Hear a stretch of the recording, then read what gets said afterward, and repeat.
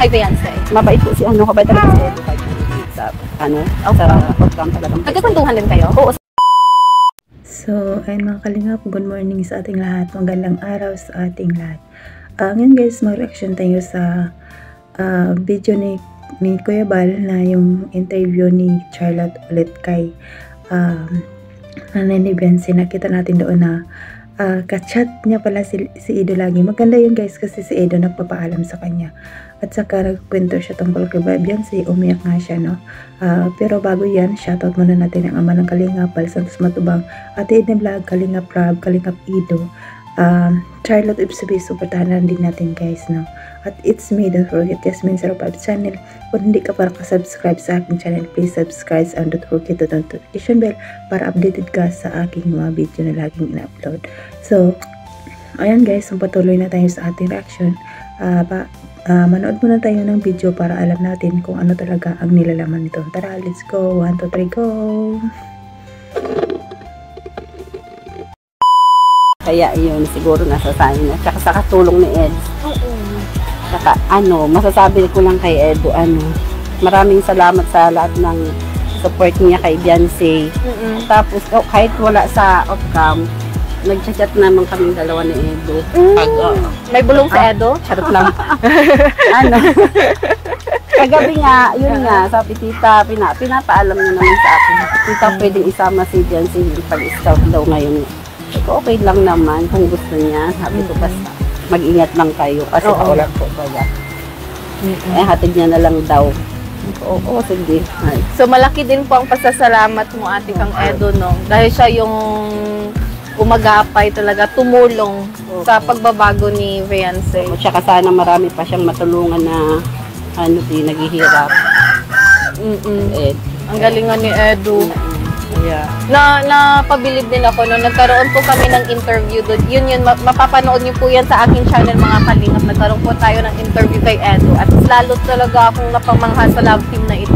Dahil kitang-kita mo talaga, hindi lang yung pagtutulungan, kundi yung pagmamahal nila sa isa't isa. Kahit hindi sila wala sila sa vlog. Pero sinusuportahan niya si Beyonce. Sinusuportahan niya si Beyonce. Hanggang ginagabay niya sa pag pinita niya na niya mo. Ay, napaka-sweet. Bye-bye sa Ed. So ate, nais ko lang din po malaman, isingit lang po natin, no? Ramdam mo ba na ang iyong anak ay umiibig na? Ano po ate? Diretsahan na to? Mas, ang ina kasi yung nakakaramdam ng pagbabago sa anak, di ba? Opo. Sa iyo po palagay ate, si Beyonce po ba ay umiibig na? Kasi si Beyonce, hindi parang ang turingan naming magnanay, parang Oo. Friend, di ba? Barkada kami. Yeah, napansin ko nga yan. Pag bago ako matulog, bago siya matulog sa kwarto niya, higa na muna yan sa tabi ko. Kikwentuhan kami yung nangyari ko maghapon, kwento niya sa akin. Hindi ko kinukwentuhan ko nga siyang tungkol niya. Kumusta niya kung anong ginawa niya. Nanliligaw na ba? Tapos nga, pinakwento naman niya sa akin. Kung anong mga nila. So, umiibig na ba? Ano lang po te? Yes or no? Ang anak niyo po bang si Beyonce ay umiibig na? Hindi. Siya, hindi naman. Pero may pagbabago na sa kilos. Oo. Kasi Crush na nga daw si Beyonce. Sabi niya sa akin, gusto ko pa mama magtapos ng pag-aaral. Sabi ko, oo. So, ayun na po mga Ayun mga kalingap, naroon natin ang video na doon nga nagkukwento yung nanay ni Beyonce na ka-chat niya lagi si Edo, no? Mas maganda yung ginagawa ni Edo kasi nagpapaalam siya kung saan sila pupunta. Kasama si Beyonce, sa nanay siya nagpapaalam. Laking respeto po yun. Maganda yung ginagawa ni Edo sa talagang respeto nandyan, kaya butong-buto talaga ang mga magulang ni Beyonce sa kanya, no? At saka super bait daw ni Edo. Paano ito nakakatawa ang kwento ng nanay ni Beyonce tungkol kay Edo. Nakakalaki ng puso, nakakataba ng puso ang galing. Maganda kasi dyan pala nakita natin na butong-buto na ang nanay ni Beyonce at saka papa niya, no? magandang hangarin ito, magandang senyalis ito. At saka nagkukwento din siya guys tungkol sa kay Biancy na aawa nga daw siya dahil nga daw kung hindi lang daw silang mahirap, hindi daw sila mahirap, hindi daw nakakaranas si Biancy ng ganong kapagod, no? Ayan, paano may isa pa kung panoorin natin sa video na ito. Tara, let's go. 1, 2, 3, go. Na ano din po ako, minsan na awa din po nga ako sa kanya. Kasi kung sabi ko na po, kung pinanganak lang kaming may kaya, hindi ka sana ganyan. Kasi hindi naman po baga natin, minsan napapagod din naman po siya. Kasi kaya, yun, parang minsan na, Mag-iyakan na naman kami nito. Ayoko nang umiyak. Galing na kami doon. Kina Carla at kina Roseanne. Ngayon, iyak na naman. Ayoko na talaga. kung hindi naman sana kami mahirap po din. Hindi sana, hindi sana siya. It's okay. It's okay, ate. Buhos niyo lang. Buhos niyo lang. Hindi ko inaway mama mo ha. Nagkwentuhan lang kami. Ito po, ate. Hindi naman siya mapapagod ng ganyan. Na may araw ba, may mga araw ba na napapansin mo na napapagod na si Biancy? Oo, minsan naawa kasi ako. Sinasabi niya ba pag pagod na siya? Hindi siya nagsasabi. Nakikita mo lang sa galaw. Magreklamo. Hindi siya gano'n na bata. Minsan hindi siya nagreklamo na napagod siya, pero naramdaman mo. Masakit. Oo, sobra. Kasi kung sabi ko nga sa kanya, kung kami lang hindi siya mapapagod yung lang. So parang sinisisi na yung mga pagkakataon na sinisisi mo yung sarili mo dahil mahirap lang kayo, ganun po ba? Oo, tsaka dun sa mga basher, syempre yun, ganun ba?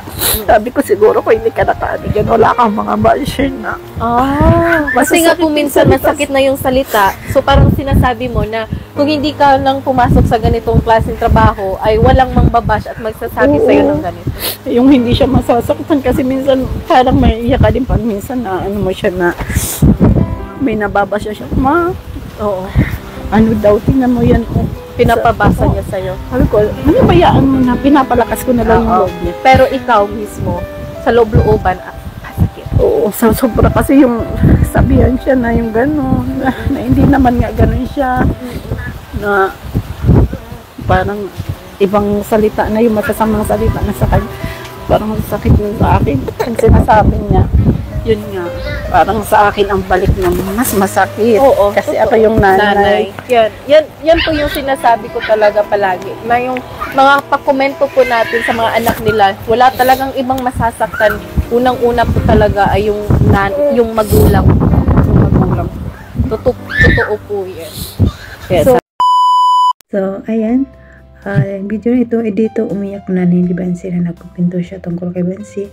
Naaawa nga daw siya kasi sa umurang edad nakaranas siya ng ganyan. Minsan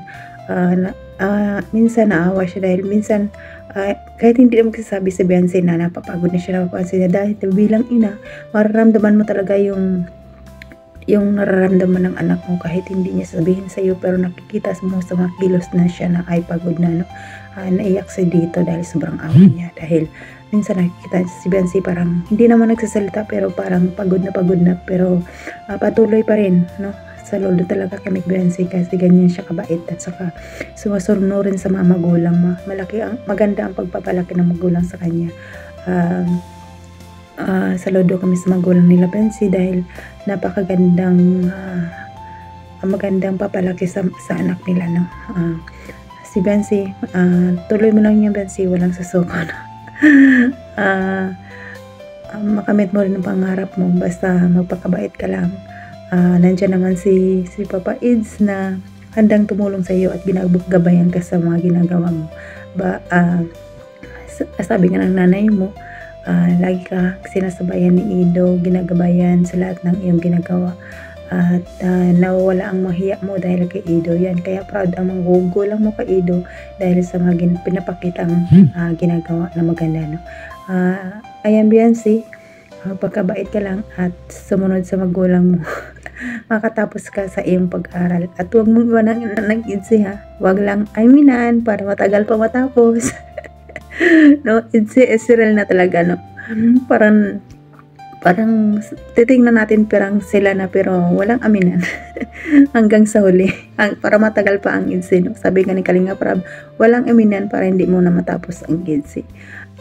Sana tuloy-tuloy lang sa hamon ng buhay, mga pagsubok lang yan dahil sa sabi nga na mo sa mga buzzer na nai-stress ka rin, hayaan mo sila Bensi. Diyos na lang yung bahala, ipabahala mo lang sa Diyos yan. Diyos na lang bahala sa mga gumagawa ng hindi maganda, no? Kahit hindi naman totoo ang mga sinasabi at hindi naman nila ikaw kilala kung sino talaga ikaw, kung ano kang totoo, kung ano ang totoo sa iyo. Pero kami kitang-kita namin talaga na super bait mo. Maganda ang pagpapalaki ng magulang mo sa iyo. Basta stay humble lang, hindi ka magbabago, no? Pagkabait ka lang dyan sa Kalingap, makamit mo ang iyong pangarap, no? Si Ido, makapag-antay yan. Talaga naman siguro nakita namin si Ido na super sa sayo, yung napaka gentleman niya sayo at sabi niya nga willing to wait naman. Yun, hanggang dito na lang guys ang aking video. Sa susunod naman shout out muna natin muli ang ama ng Kalingap, Santos Matubang, Kalingap Prab, Kalingap Atidna Vlog at Kalingap Ido, Charlotte F. Cebu, Charity Vloggers, Kalingap Team, Kalingap Supporters at PRRSD. Supportaran natin guys, and don't skip ads guys para maraking tulong ito sa kanila sa ginagawa nilang araw-araw. At ako pala si Jasmine05 channel. Don't forget, please subscribe and don't forget to hit the notification bell para updated ka sa aking mga video.